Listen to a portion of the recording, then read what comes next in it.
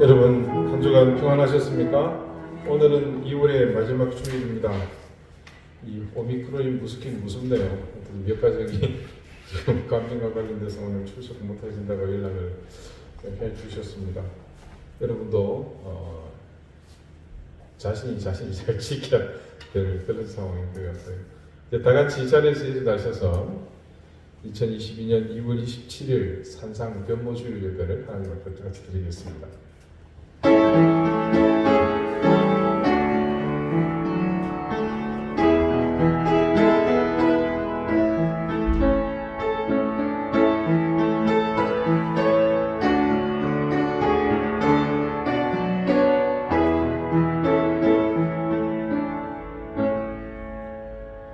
지극히 큰 영광 중에서 이러한 소리가 그에게 나기를 이는 내 사랑하는 아들이요 내 기뻐하는 자라 하실 때에 그가 하나님 아버지께 존귀와 영광을 받으셨느니라. 이 소리는 우리가 그와 함께 거룩한 산에 있을 때에 하늘로부터 난 것을 들은 것이라. 아멘. 우리 인생을 위해 하늘의 보좌를 부리신 주님, 변화산에서 주님의 변화하신 모습은 궁극적으로 우리 인생이 하나님 앞에 입어야 할 거룩이었습니다. 주님의 변모하심은 거룩하신 하늘로의 회귀가 아니라 죄와 허물이 가득한 세상이셨습니다. 그리고 그 걸음에 의해 우리가 대신 하나님의 구원하심에 드리게 되었습니다. 오늘 이 사건을 기념하는 주일을 보내면서 이제 다가올 주님의 고난에 보다 적극적으로 참여하며 우리 인생을 더욱 구별되이 거룩하게 만들어가는 격한 다짐을 하는 예배가 되게 해주십시오. 우리의 거룩이 주님의 희생과 낮아짐의 기인함을 늘 기억하며 오늘 드리는 이 예배와 우리의 모든 삶의 예배를 통해 거룩을 회복하며 참된 경배를 하나님께 드리게 해주십시오. 예수 그리스도 이름으로 기원하옵나이다. 아멘. 2장 함께 찬송하겠습니다.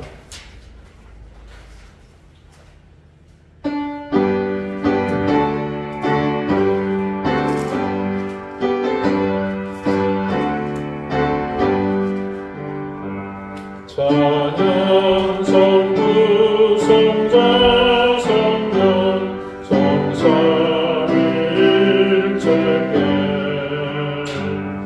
영원 무궁하기까지 영광을 돌리세 영광을 돌리세.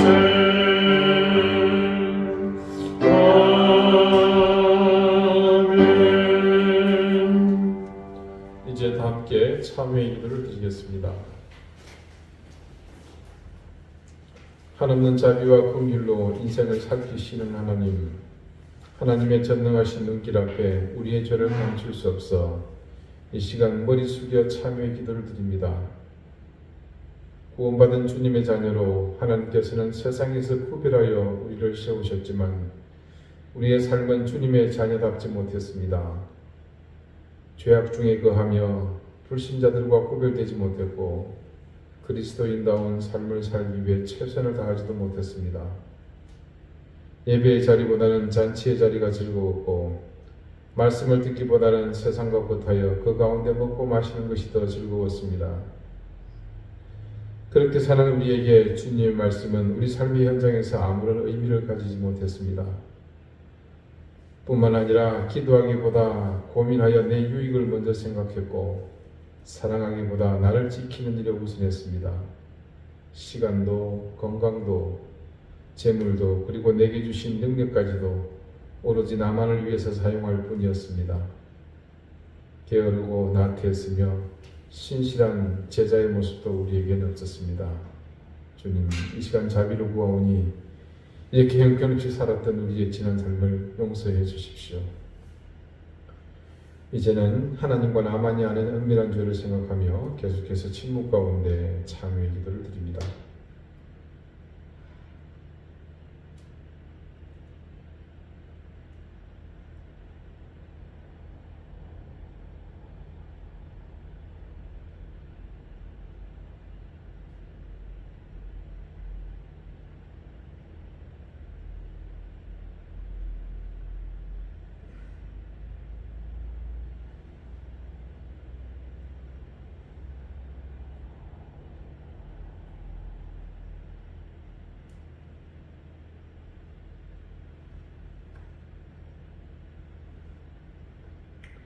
하나님께서는 자신이 부끄러운 죄를 솔직하게 고백하는 사람들에게 말씀하십니다. 여호와는 마음이 상한 자를 기뻐하시고 충심으로 통행한 자를 구원하시는도다.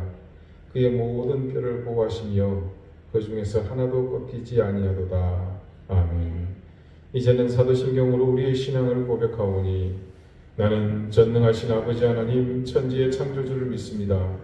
나는 그의 유일하신 아들 우리 주 예수 그리스도를 믿습니다. 그는 성령으로 잉태되어 동정녀 마리아에게서 나시고 본디오 빌라도에게 고난을 받아 십자가에 못 박혀 죽으시고 장사된 지 사흘 만에 죽은 자 가운데서 다시 살아나셨으며 하늘에 오르시어 전능하신 아버지 하나님 우편에 앉아 계시다가 거기로부터 살아있는 자와 죽은 자를 심판하러 오십니다. 나는 성령을 믿으며 거룩한 공교회와 성도의 교제와 죄를 용서받는 것과 몸의 부활과 영생을 믿습니다. 아멘. 자리에 앉으시기 바랍니다. 이제 다 함께 성시를 교독하겠습니다. 성시는 교동문 43번, 시편 99편입니다.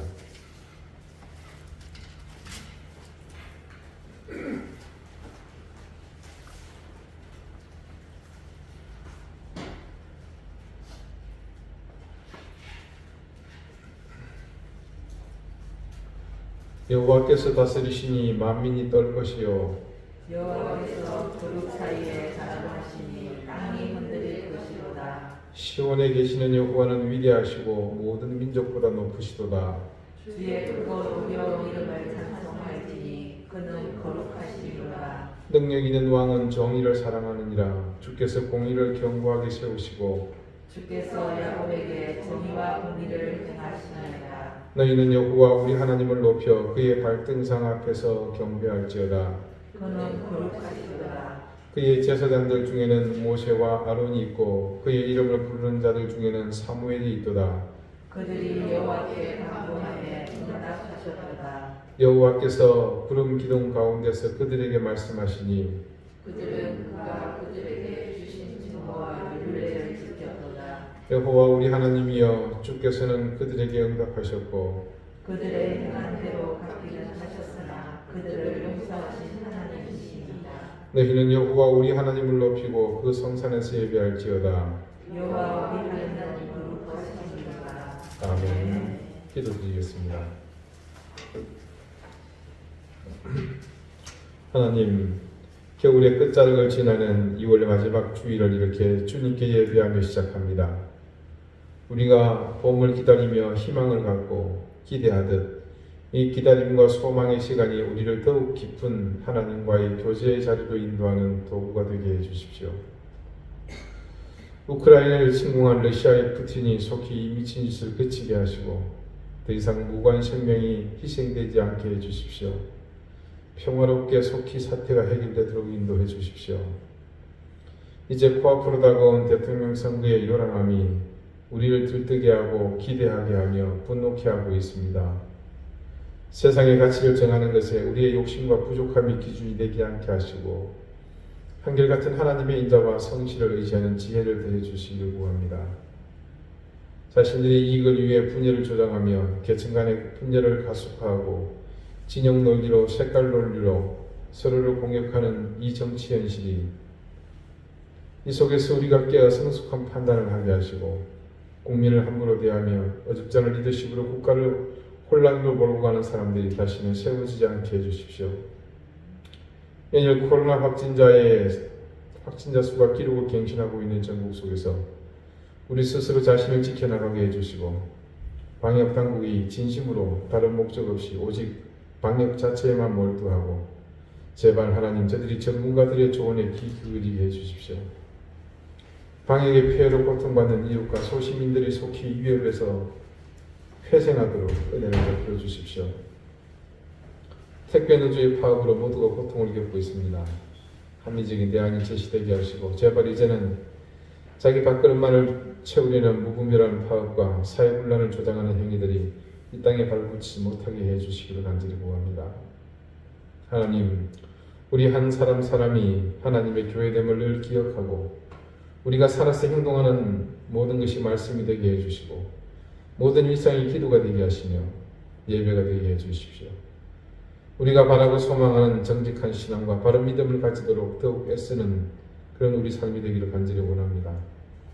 세상의 강력한 요구보다 하나님께서 원하시는 삶을 향해 여호와를 아는 지식에 열심을 내게 해주시고 기록된 계시의 말씀을 통해 선포되는 말씀을 통해 그리고 하나님 앞에 무릎으로 겸비하여 여호와 하나님을 아는 지식이 충만해지도록 인도해 주십시오.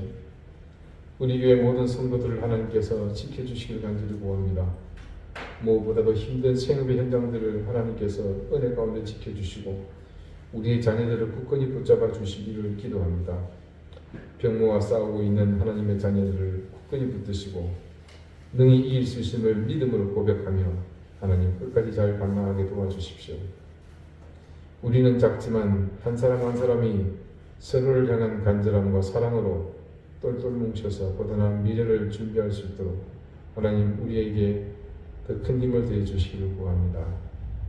이곳 제주 땅을 하나님께서 불쌍히 여기시고 오랜 시간 귀신의 억압과 사슬 속에서 헤맸던 이 백성들이 이 땅에 세워진 교회들을 통해 구원의 복음이 선포되고 하나님 그 복음을 듣고 그 어두운 사슬을 끊어내고 하나님 밝은 빛으로 나오는 귀한 역사가 이 땅에 속히 일어나게 해주십시오.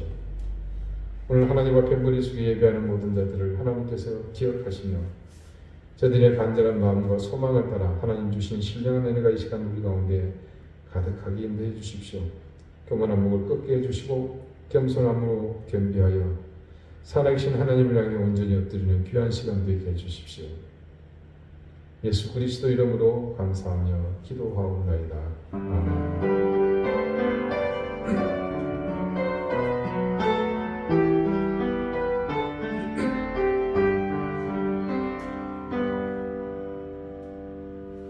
이 10장 찬송하겠습니다.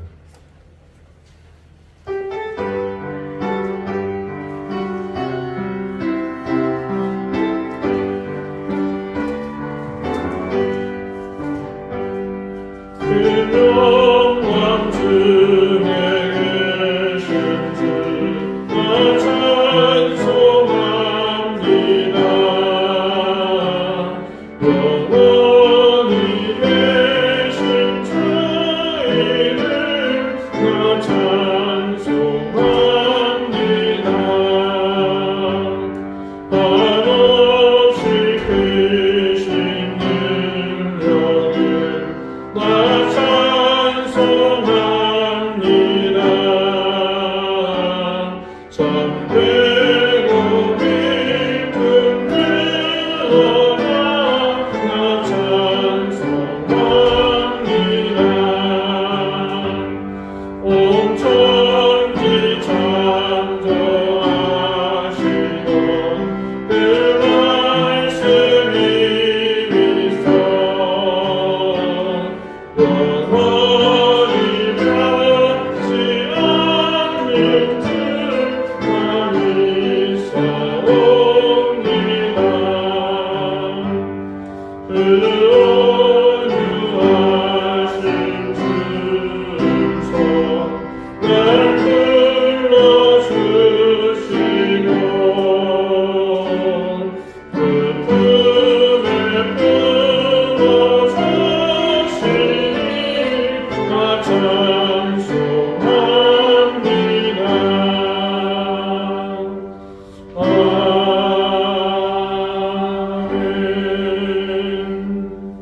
아멘.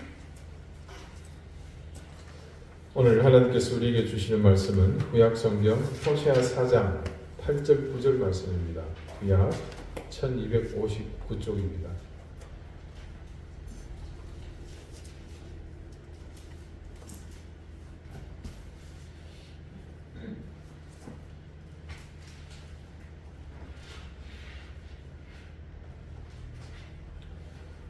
호세아 4장 8절 9절 말씀을 제가 읽겠습니다. 이제 다 같이 자리에서 일어나 하나님의 말씀을 경청하십시오. 그들이 내 백성의 속죄 제물을 먹고 그 마음을 그들의 죄악에 두는도다. 장차는 백성이나 제사장이나 동일함이라. 내가 그들의 행실대로 벌하며 그들의 행위대로 갚으리라. 아멘. 자리에 앉으시기 바랍니다. 하나님께서 이 말씀으로 우리에게 은혜 주시기를 원합니다. 오늘 본문 8절 말씀에 특이한 표현이 있죠. 그들이 내 백성의 속죄 제물을 먹는다. 이 말은 죄를 지은 백성이 하나님께 속죄 제사를 드릴 때 드리는 제물을 제사가 마친 이후에 제사장이 취하는 것을 뜻합니다. 이것은 하나님께서 시내산에서 율법을 주시면서 이스라엘 지파 중에 레위 집안을 제사장의 역할을 하는 직임을 맡기시면서 그들이 일반 지파의 사람들과 구별하여 살게 하시면서 제정하신 법입니다. 레위 지파는 그래서 가나안 정복 이후에 분깃, 즉 토지를 받지 않았습니다. 그래서 이들의 생계는 율법에 지시한 제사를 통해 하나님께 드려지는 제물을 그들의 몫으로 돌려 생계를 꾸려가도록 한 것이죠. 그런데 이 제사장 가문 레위 지파는 가나안을 정복한 이후 이스라엘이라는 나라를 세운 이후에 경랑의 세월을 보내게 됩니다. 그 일례로 사사기의 기록에 의해서 레위인이 미가라는 한 부잣집에 개인적으로 고용되는 사건이 일어납니다. 이것이 어떻게 가능한 일인가? 라는 의문이 들겠지만 지극히 자연스럽게 이루어졌고 실제로 그렇게밖에 할 수 없는 상황에 이르게 됩니다.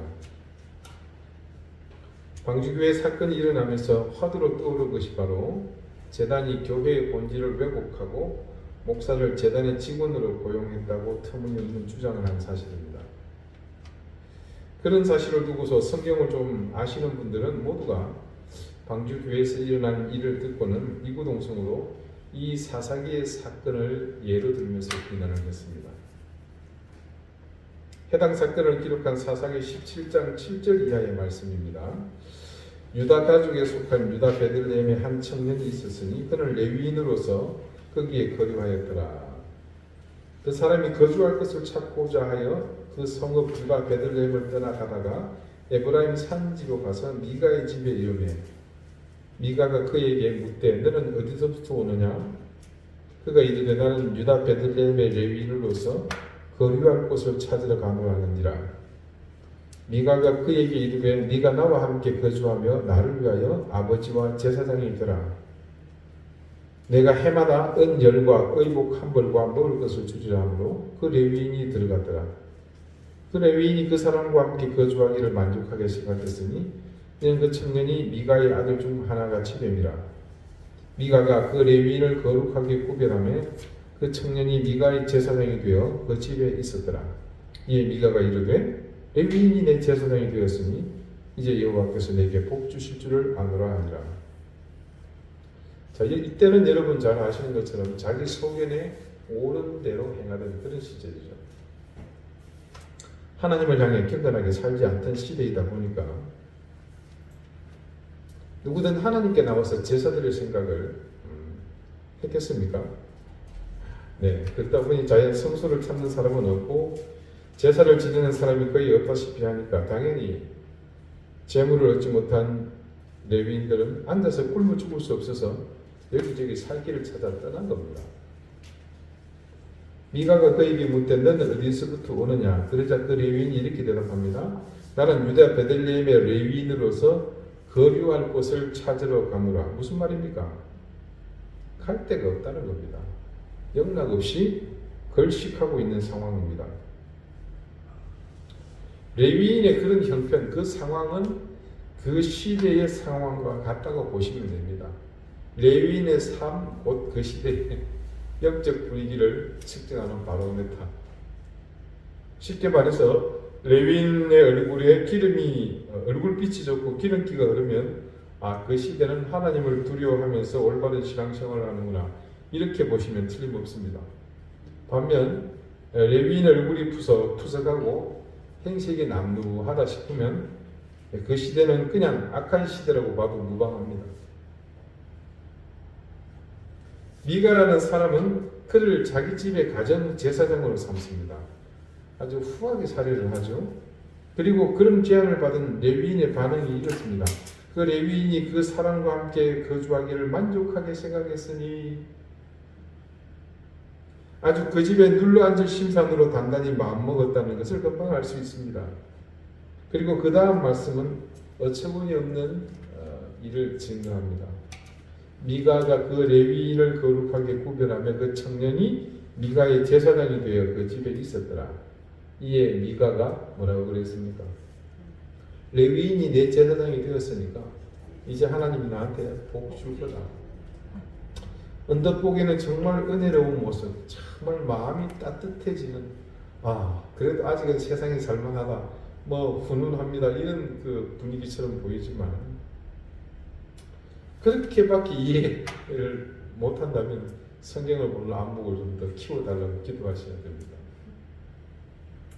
하나님의 전을 위해 구별된 사람이 지금 무슨 일을 하게 된 겁니까? 일개 개인의 안위를 위한 제사 업무를 담당하는 개인에게 속한 제사장이 된 것입니다. 그러므로 이는 은혜롭거나 마음이 푸근해지는 그런 이야기가 아니라 자기 소견에 옳은 대로 행하던 그 시대의 악함을 그대로 보여주는 상징적인 그 시대의 대표적 사건이었습니다. 그 마음을 그들의 죄악에 두는도다. 이 말씀은요, 이런 상황을 염두에 두고 일어나게 된 행위에 대해서 지적한 겁니다. 자, 백성들이 죄를 지어 속죄의 제사를 드리면 제물이 그들의 몫이 된다고 말씀드렸죠. 그런데 그 몫이 많아지기 위해서는 백성이 너무 선하게 살면 안 되거든요. 자꾸 죄를 지어서 제사를 많이 드리게 될 것이고, 그렇게 되면 자연 제사장에게 들어오는 제물도 많아지겠죠. 그러다 보니 이 제사장들의 마음이 어디를 향하겠습니까? 김 제사장, 오늘 제사 드리러 온 사람 몇 명이나 되나? 대제사장님 어제보다 2명이 부족한 37명입니다. 그거밖에 안 돼? 요즘 실적이 너무 떨어지는 것 아닌가? 좀 분발해야겠어? 벌써 몇 달째 이게 뭐야? 50명을 못 넘기고 있네. 내일 당장 전체 제사장회의 소집하세요. 8절 말씀을 좀 은유적으로 표현하자면 이런 겁니다. 근래 급성장한 수도권의 한 대형 교회에서 그 교회 담임 목사님이 그 교회가 속한 해당 교단의 높은 지위에 앉으며 감사 예배를 드리는 가운데 교인에게 감사패를 전달하는 순수가 있었습니다. 다음은 그 행사 중에 있었던 일입니다. 참고로 이는 현재 유튜브에 그대로 실려있는 내용을 여러분에게 전함을 말씀드립니다. 이 목사님이 한 교인에게 감사패를 전달하면서 이렇게 말씀하십니다. 우리 장로님 11절 한 달에 5천만 원 넘게 하십니다. 그리고 이 모든 행사와 함께 이렇게 목사님 옛날에 거지처럼 살았지만 지금은 베풀고 다니십시오. 그러면서 저희 선교비와 또 오늘 행사 이런 것들을 다 이제 지원해 주셨습니다. 장로님 고맙습니다. 이 목사님이 말하는 자기의 선교비라는 것은 쉽게 말해서 자신의 생계 위에 다른 비용을 다 지원한 사실을 말하는 겁니다. 바로 이어서 또 다른 분이 강단으로 올라옵니다. 그리고 또 말씀하십니다. 이분은 큰 기업도 아닙니다. 식당을 하는데 지금 코로나 때도 번호표를 타고 배달을 해서 이분도 어지간한 중소기업 회장 못지않게 열심히 충성하시고, 자, 요즘 이거 감사패 하나에 1억짜리라고 생각하시고 이렇게 말하면서 감사패를 떠안깁니다. 그리고 또 한 분이 등장합니다. 이분은 특별한 사업을 하십니다. 술 장사 이런 거 아니고 요즘 비트코인, 블록체인 이런 거 하면서 돈을 잘 벌어요. 하여간 돈이 많이 필요하니까 더 바치세요. 이거 감사패입니다. 3억짜리입니다. 고맙습니다, 장로님. 저희가 돈이 많이 필요합니다. 그러니 더 많이 헌금해 주세요. 도대체 이게 무슨 이야기인가 싶으시죠? 어디 미자립 교회도 아니고 지금 한국에서 교인 수로 상위 10위 안에 드는 교회에서 일어난 일입니다. 감사패를 전달하는 순서인데 이는 마치 돈을 받고 감사패를 파는 것이 아닌가라는 그런 착각이 들 정도입니다. 좋게 보시는 분들은 주로 이제 그 교회 교인들이겠죠. 형편이 넉넉한 분들에게 목사님이 가벼운 농담으로 많은 재물을 교회에 헌금해서 좋은 데 쓰도록 하는 것이라고 생각할 수도 있겠지만 당사자의 처지에서는 그런 의미로 과연 받아들여질까요? 등단하는 모든 분들을 소개하는 주제는 돈이었고 이분이 돈을 많이 벌어 헌금을 많이 한다는 말로 시작합니다. 그러니 그 감사패는 헌금 액수에 대한 토상처럼 매겨졌습니다. 지금 이 영상은 많은 목회자의 공분을 사고 있는 영상이 되었습니다. 더군다나 코로나로 생계마저 막막해진 미자립 교회 목사님들에게는 처참하리 많지 상실감을 안겨주는 영상이 되고 말았죠. 저도 처음 포털에서 이 목사님의 이름과 함께 헌금 강요라는 제목의 글을 보고는 긴가민가했습니다. 그래서 확인차 이 영상을 보게 되었는데 보면서 정말 헛웃음이 그치질 않았습니다. 교회에 돈이 많이 필요합니다. 당신이 필요한 거겠죠. 그 시대의 목자였던 제사장들이 성전에서 하나님을 향해 제사로 섬기기보다는 그들이 들어오는 재물을 관심을 두었다는 것은 참으로 불행한 일이지만 그 재물이 더 많아지기를 바라서 백성들이 얼마나 죄를 많이 짓나, 소위 제사 지내야 할 일이 얼마나 더 많이 생기려나 하는 기대로 살았다는 것은 너무나 참혹한 일이 아닐 수 없습니다. 그들이 마음이 백성들이 죄에 있다라는 것, 그 의미가 참 서글픈 그런 기록입니다. 여리고성을 점령한 이후에 이스라엘 백성이 아이성을 점령하는 과정에 문제가 발생하죠. 그거는 너무나 비상식적인 일이었습니다. 하지만 비상식적인 일은 이미 그들이 조금 전에 금방 자기들 눈앞에서 체험을 했습니다. 말도 안 되는 과정을 통해서 여리고성이 무너지지 않았습니까? 단 한 발의 화살, 단 한 번 창금에 부딪힘 없이 그냥 고함 소리로만 성이 순식간에 무너져 내렸습니다. 현장을 눈으로 직접 보지 않은 다음에야 그 얘기를 누가 믿었겠습니까? 그런데 그냥 난공불락의 여리고성을 무너뜨리고 기세등등했던 이스라엘이 여리고성과는 비교도 안 될 작은 아이성을 공략하지 못하고 패배하고 맙니다. 일견 여리고를 쉽게 무너뜨린 것에 대한 자만감으로 인한 방심이 아닐까라고 생각하기에는 그 패배의 규모가 너무 처참합니다. 여호수아 7장 10절 이하의 그 패배 이후의 내용이 이렇게 증거되어 있습니다. 여호와께서 여호수아에게 이르시되 일어나라 어찌하여 이렇게 엎드렸는자 이스라엘이 범죄하여 내가 그들에게 명령한 나의 언약을 어겼으며 또한 그들이 온전히 바친 물건을 가져가고 도둑질하며 속이고 그것을 그들의 물건들 가운데 두었느니라. 아이성 전투에서 패배한 이후 여호수아는 이 신실했던 하나님의 사람은 이 일에 하나님의 뜻이 있다는 것을 직감하고 곧바로 하나님께 엎드렸습니다. 그러자 하나님께서 이내 응답하시죠. 일어나라 하시면서 왜 엎드렸냐고 물으셨어요. 근데 특이하게도 여호수아가 가타부타 말도 하기 전에 하나님은 네가 엎드린 이 일에 대해 원인을 벌써 하나님 입으로 말씀해 버리십니다. 여리고성을 정복하면서 하나님께서 금하신 언약을 깨뜨렸기 때문이라고 그 이유를 말씀하시죠. 여리고뿐만이 아니라 하나님께서 명하신 것은 전쟁 이후에 이렇게 얻게 된 전리품을 아마 한 곳에다 모은 것 같아요. 그리고 그것을 따라서 제사장이나 아니면 여호수아가 골고루 분배하지 않았나 그렇게 보입니다. 그런데 그 과정에서 전리품을 개인이 착복한 사실이 있었죠. 아간이라는 사람이었습니다. 하나님은 그 사실을 지적하십니다. 이것이 무엇을 의미할까요? 우리가 늘 부르짖는 거룩에 관한 문제입니다. 거룩은 곧 뭡니까? 구별이죠. 남들과 같아서는 안 된다는 겁니다. 이 가나안 정복 전쟁의 의미를 퇴색시킬 수 있는 어떤 행동도 하나님은 용납하지 않으시겠다는 강력한 의지를 이 아이성을 점령하는 과정에서 하나님은 여호수아에게 확정하십니다. 여러분, 전쟁은 명분을 상실하면 그냥 사람을 죽이는 살인 게임입니다. 학살이 되는 것이고 그냥 범죄로 전락하고 맙니다. 자, 여러분, 하다못해 임진왜란 때도 명분이 있었습니다. 여러분, 뭡니까 그게? 명나라를 치러 가야 하니 길을 터달라는 겁니다.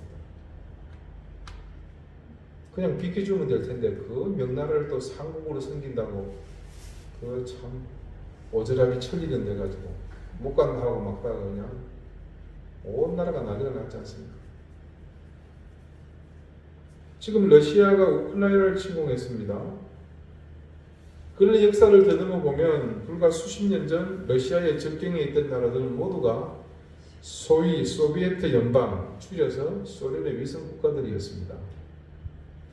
우크라이나의 경우는 더했죠. 소련이 붕괴되면서 사실상 독립된 나라이니 말입니다. 러시아의 푸틴이라는 작자는 자신의 장기 집권을 위해서 지금 주변 나라에 강자를 넣고 있는 그런 형국입니다. 이 한 사람의 욕심으로 수많은 생명이 지금 이 순간도 목숨을 잃고 있습니다. 자국민들조차 뿌리가 다르지 않은 우크라이나 국민을 침략한 이 자국의 대통령을 비난하는 시위를 벌이고 있습니다. 이는 명백한 살인 행위이고 도발이고 나라 간에 지켜야 할 선을 넘어버린 힘으로 억압하는 아주 야만적인 행동입니다. 이스라엘이 가나안을 정복하면서 하나님이 주신 명령에 기초하지 않고 단지 자신들이 정착할 거주지를 마련할 양으로 침략 전쟁을 벌인다면 그들은 단지 침략자이고 약탈자이고 범죄자가 될 뿐입니다. 거기에 더하여 무엇보다 중요한 것은 지금 이 전쟁을 지시하신 하나님을 글로벌 생양아치 같은 푸틴 같은 놈으로 만드는 일이니 하나님은 무엇보다 그것을 지키시기 위해 그들의 행위를 면밀히 살피시며 그에 대한 응징을 가하신 겁니다. 그 다음 12절을 이렇게 증거합니다. 그러므로 이스라엘 자손들이 그들의 원수 앞에 능히 맞서지 못하고 그 앞에서 돌아선다니 이는 그들도 온전히 바친 것이 됨이라. 그 온전히 바친 물건을 너희 중에서 멸하지 아니하면 내가 다시는 너희와 함께 있지 아니하리라. 자, 분명한 이유를 거듭 말씀하시면서 한 가지 특이한 말씀을 하시죠. 이는 그들도 온전히 바친 것이 됨이라. 자, 누군가를 바친 것이 됨이라고 하시면 다른 것보다 지금 이 사건의 중심에 있는 해당자를 지칭하는 것으로 보이는데 그 놈이 바친 것이 되었다. 문맥상으로 보면 하나님께 드려야 할 선물에 손을 댄 자도 마치 그 선물처럼 하나님께 드려진 것, 제물로 치자면 함께 불태워 하나님께 제사 드리는, 희생 드리는 그런 처지가 된 것으로 말씀하십니다. 장황한 얘기지만 무슨 말씀인지 아시겠죠? 제물에 손을 대고 그것을 내 것으로 하게 되면 제물과 똑같은 신세가 된다는 겁니다. 그 다음 13절에 반복해서 하나님은 그 사실을 이렇게 강조하십니다. 너는 일어나서 백성을 거룩하게 하여 이르기를 너희는 내일을 위하여 스스로 거룩하게 하라. 이스라엘 하나님 여호와의 말씀에 이스라엘아 너희 가운데에 온전히 바친 물건이 있나니 너희가 그 온전히 바친 물건을 너희 가운데서 제하기까지는 네 원수들 앞에 능히 맞서지 못하리라. 자, 이제 물건이 사람이니 이게 동일시 된다는 느낌이 드시죠? 여기서 더욱 명백해집니다. 백성을 거룩하게 하라시는 명령. 곧 내 백성을 이 가나안 땅의 거주민과 달리 구별하라는 뜻입니다. 결국 물건에 손을 댐과 동시에 그 사람은 그것과 동일시 되었다는 것을 다시 한번 강조하십니다. 그러므로 해결책은 하나, 그 사실에서 벗어나는 것, 즉 뭡니까? 그 땅의 거민들과 다른 모습으로 완전히 서야만 합니다. 자, 이렇게 생각합시다. 아이성 전투가 벌어진 현장에 하나님의 천사를 내려보내십니다. 이스라엘 군대를 돕기 위해서죠. 여러분, 그 시대는 하나님께서 전쟁의 중심에 계시던 시대입니다. 그래서 하나님을 이끌어서 전쟁에 능한 신이라 이렇게 수식까지 붙이지 않았습니까? 여러분, 본래 전쟁에서요, 수성, 이 성을 지키는 그 측에서는 공격 숫자에 비해서 상대적으로 좀 적어도 충분히 지켜낼 수 있습니다. 용맹함에 따라 차이는 좀 있겠지만 일반적으로 일할 만의 병사로도 수성이 가능하다는 것이 이 병법의 기본입니다. 10,000명이 오면 1,000명만 있어도 성 안에 있으면 지킬 수 있다는 거죠. 아이 성뿐만이 아니라 여리고 성에도 그랬지만 성경 말씀에 일일이 기록하지 않은 모든 전쟁에서는 피가 튀고 살이 찢기는 처참한 지옥이 반복되었을 것입니다. 여러분, 이스라엘이 무슨 스파르타의 용사도 아니고 특전사도 아니고 그죠? 해병대도 아니고 수십 년을 걸어와서 이제 겨우 요단강을 건너 가나안에 들어왔는데 그들이 강하다고 한들 얼마나 강하겠습니까? 그런데도 그들이 여리고 기생 라합의 이야기처럼 상천하지에 여호와 하나님이 함께 하시는 군대이기 때문에 생긴 모양은 영락없는 오합지졸의 당나라 군대 같지만 그들은 연전연승하며 파죽지세로 가나안을 정복할 수 있었습니다. 누가 싸운 겁니까? 하나님이 싸우신 거예요. 그런 하나님의 전략대로 싸움에는 보이지 않는 하나님 보내신 천사들의 손길이 함께했습니다. 그런데 도와주려고 이 싸움터에 내려가 보니까 아니 이게 웬걸 나쁜 놈 착한 놈 구분이 안 되는 거예요. 지금 나쁜 놈들이 이렇게 싸우고 있잖아요. 천사의 눈에는 도무지 피하가 식별이 안 되는 겁니다. 그러다 보니 천사들이 이스라엘을 도와 싸움의 보탬이 되지 못한 겁니다. 당연히 피할 수밖에 없죠. 오늘 본문 9절 말씀 봅시다. 장차는 백성이나 제사장이나 동일하니라. 내가 그들의 행실대로 벌하며 그들의 행위대로 갚으리라. 자, 본문 9절의 말씀을 자세히 살펴보면 조금 전에 제가 드린 말씀과 함께 이해가 쉽게 되실 겁니다. 하나님께서 구별하여 세운 제사장이 일반 백성과 다르지 않은 모습으로 전락해버렸다는 사실을 알 수 있습니다. 이렇게 된 상황이 무엇인지는 바로 앞전의 내용에서 충분히 살펴보았습니다. 그래서 하나님께서는 그들의 행실대로 벌하며 그들의 행위대로 갚으시겠나라고 선언하셨습니다. 이 두 절의 말씀은 하나님을 향한 진실한 신앙이 사라진 시대, 제사장이 어떻게 타락했는지를 여실히 보여주는 말씀으로 그 시대뿐 아니라 가고오는 모든 시대의 목자들이 깊이 새겨야 할 말씀이면 틀림이 없습니다. 하지만 여러분, 이 말씀에서 우리가 쉬이 간과할 수 없는 중요한 주제가 있죠. 이게 뭡니까? 다름 아닌 거룩. 그것은 곧 구별입니다. 이스라엘 백성은 가나안 땅의 거주민과 구별되어야 할 존재였습니다. 음란하고 사람을 제물로 바치는 그런 파악한 미신 집단들이었죠. 죄악으로 가득한 그 땅에서 그들은 그 구별됨으로 거룩한 하나님의 백성으로 사는 삶을 살아야 했습니다. 제사장은 그렇게 구별되게 가나안에 정착하며 거룩하게 사는 이스라엘 백성 가운데서도 또 다르게 구별된 구별을 더한 더 거룩하게 살아야 하는 사람들이었습니다. 하나님이 구분하신 계층이 있고 또 부류가 나누어지기는 하지만 모두에게 하나님이 원하시는 것은 그 시대의 모든 환경과 구별되는 것, 즉 거룩이었습니다. 그런 면에서 이 이야기는 그냥 저 같은 목회자에게만 해당하는 이야기라고 제한하기에는 무리가 있습니다. 자, 우리가 살고 있는 이 시대는 그때와는 비교도 안 될 만큼 교회가 많아졌습니다. 그만큼 하나님을 부르는 사람들이 많아졌다는 뜻입니다. 하지만 그래서 이 시대가, 이 땅이 더욱 거룩해졌을까요? 우리는 사실 이 질문 자체가 이제는 두렵죠. 저도 두렵습니다.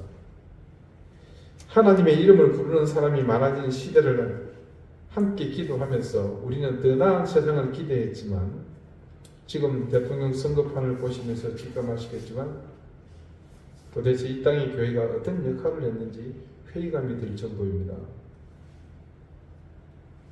그렇게 된 원인이 어디 있다고 생각하십니까, 여러분? 우리 답은 제가 드렸습니다. 예, 이유는 단 하나, 우리가 세상과 구별되지 못한 까닭입니다. 우리가 거룩하지 않았기 때문에 교회는 세상에서 어떤 역할도 하지 못했습니다. 그들과 세상과 똑같은데, 구별되지 않은데 어떻게 두드러져 소리를 낼 수 있으며 다름을 말하고 그것이 잘못되었다고 외칠 수 있겠습니까? 우리는 구별되지 못했기에 세상 가운데 존재하나 그들에게 속할 뿐 우리가 하나님의 소유라는 사실은 의미 없는 현실이 되고 말았습니다. 신앙이 있는 것은 분명합니다. 이것은 누구도 부인하지 못할 엄연한 사실입니다. 그런데 그 신앙이 올바르지 못했고 정직하지 못했습니다. 그런데도 신앙이라고 생각하고 믿음이라고 생각하며 살았던 것은 세상 속에 있는 종교라는 이름의 한 부분에 함께 묻어갈 수 있었기 때문입니다. 석가모니를 믿는 사람, 공자를 숭배하는 사람, 마호멧을 믿는 사람들처럼 우리도 같은 부류로 취급되어 종교의 한 분파를 이루는 것으로 마치 세상에 수없이 산재한 이런저런 집단과 같이 취급되었을 뿐입니다. 과연 우리가 이 시대에 정부로부터, 세상 사람으로부터 공격을 당하는 것을 두고서 그것을 핍박이라고, 예수를 믿기 위해 신앙 양심을 지키기 위해 받는 고난이라고 누가 자신 있게 얘기할 수 있겠습니까? 하기는 하더라고요. 지금 세상으로부터의 손가락질, 정부로부터 제재를 받는 것은 모두가 하나님과 전혀 관계없는 일입니다. 모두가 우리가 스스로 구별되지 못해서 거룩을 상실했기 때문입니다. 단지 하나님께 책임이 있다면 사랑이 지나치게 많으셔서 우리 같은 사람도 모두가 하나님의 자녀로 삼아주신 그 오지랖밖에 뭐가 있겠습니까? 모두 우리가 쌓아 올린 더러운 이름에 욕망으로 만든 탑이고, 우리만 잘 살겠다고, 우리만 잘 살아보자고 쌓아 올린 성벽들 뿐입니다.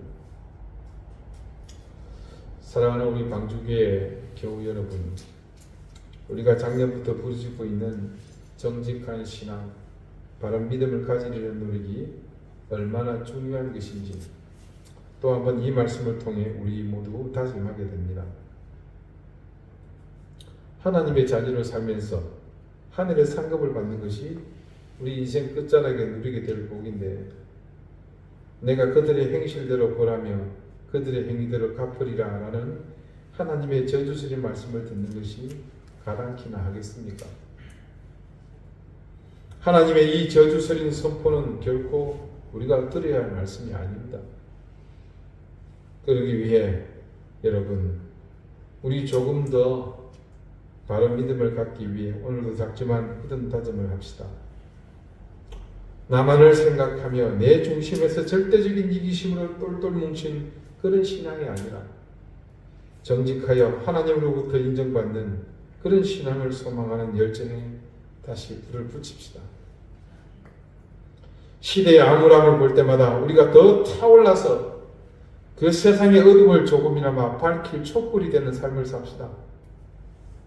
천지가 암흑에 쌓여서 사방을 분간하기 어려운 이때에 우리가 가진 미력한 힘이나마 바른 믿음, 정직한 신앙으로 타올라서 이 세상을 비춰주며 어렴풋이나마 길을 알려줍시다. 어렵지 않습니다.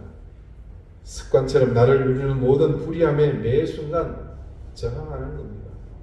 고민하고 기도하면 됩니다. 힘에 부칠 때는 부족한 힘을 주님께 그대로 고백하면서 도와달라고 기도하면 됩니다. 내 힘으로 다 하지 못한다고 좌절하거나 낙담하지 마십시오. 그래서 미리 포기하지 마십시오.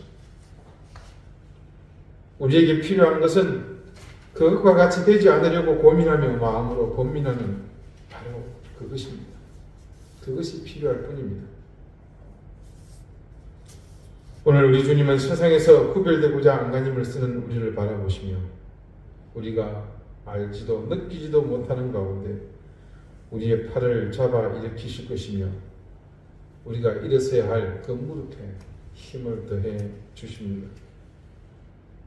끝까지 포기하지 않는 우리에게 마르지 않는 힘을 더하시며 용기와 힘을 주십니다.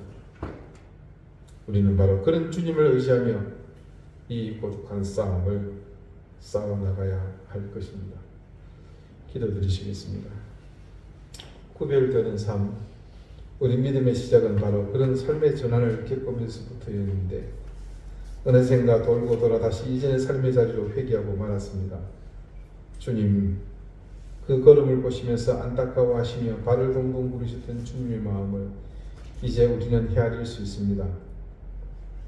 우리의 정직하지 못한 신앙, 바르지 못한 믿음으로 지금껏 세상 속에서 우리는 구별되지 못했고 그 가운데 휩쓸리며 그 파도에 어울리는 믿음과 신앙으로 살아왔습니다.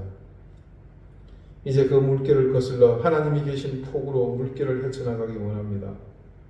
우리만의 힘으로 부족함을 아오니 언제나 그러셨듯 주님의 능력으로 우리를 붙잡아 주시고 힘을 주시며 능력을 더해 주시고 무엇보다 결단할 수 있는 용기를 주십시오. 이 땅에 세워진 수많은 교회들보다 더 강력한 신앙으로 온전히 부장할 수 있도록 우리에게 힘과 용기를 더해 주십시오. 예수님의 이름으로 기도드립니다. 아멘. 286장 함께 찬송하겠습니다.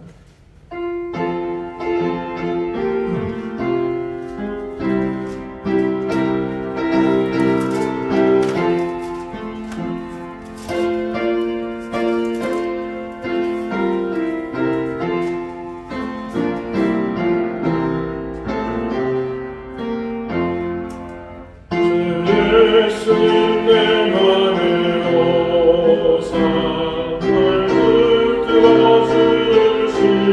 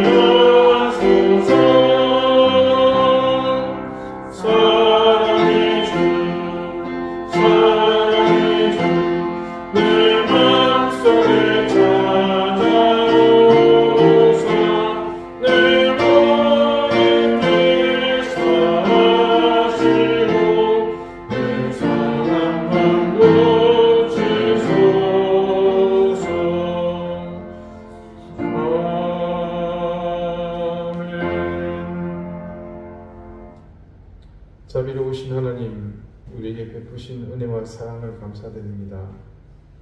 하나님께서 우리의 모든 것을 채우시고 입히시고 먹이심을 기억하며 하나님 주신 것 중 일부를 구별하여 하나님 베푸신 은혜와 사랑을 감사하는 마음을 하나님 그것으로 하나님 앞에 대신합니다. 주님, 모든 것이 하나님의 것임을 구별하여 드렸습니다. 우리의 삶이 모두 하나님께 있음을 또한 고백하며 드렸습니다. 드린 손길에 그 마음과 헌신을 기쁘게 받으시고 하늘의 신령한 은혜와 땅의 기름진 복을 넘치게 그 인생들 가운데 더하여 주십시오. 그 생업이 복을 얻게 해주시고 가정이 화평하게 하시며 주신 귀한 자녀손이 하나님의 큰 은혜를 매 순간순간 드리는 놀라운 역사를 더해 주십시오. 이 예배를 위해 섬기며 수고하는 손길들, 또 매주일 성전을 청소하며 하나님 앞에 헌신하며 봉사하는 이들, 모든 손길들의 은혜를 더해 주시고 복을 내게 주십시오. 특히 코로나 감염 때문에 피치 못하게 예배에 참여하지 못한 사랑하는 우리 교우들을 처치해서 하나님께서 지켜주시고 이제 영상으로 예배할 때 하나님께서 그들 마음에도 지금 주신 이 은혜와 감격을 깊이 새겨주시기를 구합니다.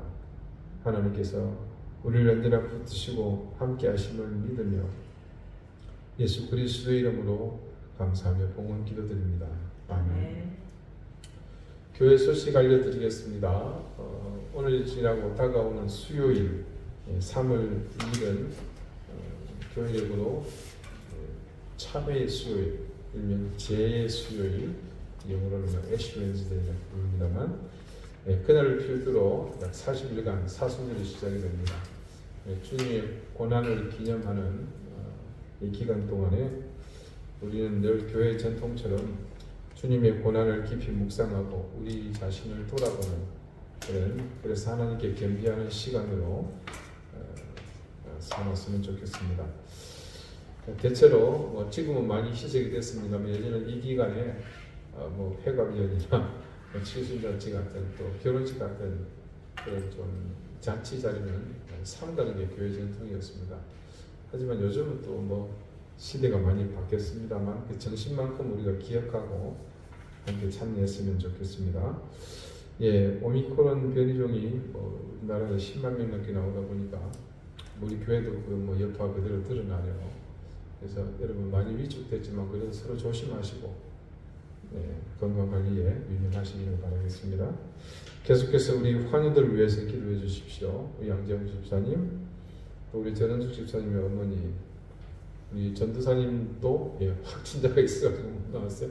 그 전사님 남편 되는 영수 집사님, 또 우리 어린 시우, 그리고 또 은혜 외삼촌을 위해서 계속 기도해 주십시오. 그 다음에 미얀마, 아프가니스탄, 특별히 우크라이나를 위해서도 여러분 꼭 기도해 주시기를 당부드립니다. 이제 다 같이 자리에서 일어나셔서 앞뒤 좌우에 계신 분들과 다정하게 인사를 나누시겠습니다. 54장 함께 찬송하겠습니다.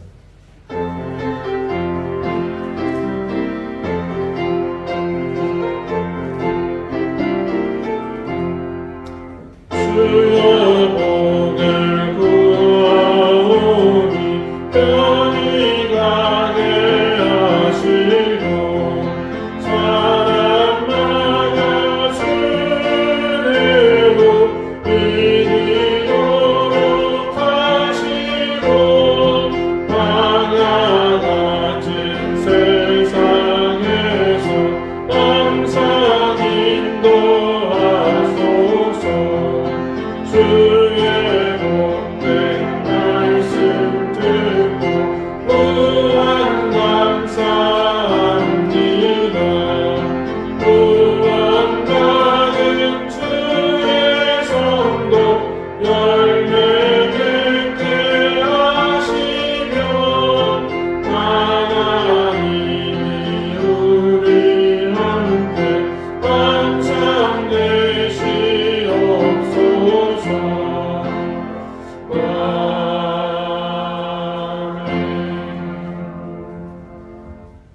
이제는 예수 그리스도의 은혜와 하나님의 사랑과 성령의 교통하심이 이 세상에 속하지 않으며 하나님의 자녀로서 구별된 삶을 살기를 소망하는 우리 사랑하는 방주교의 모든 성도들과 저들의 가정과 생업과 주신 귀한 자녀들 머리 위에 이제부터 영원토록 항상 함께 하시기를 간절히 축원하옵나이다. 아멘.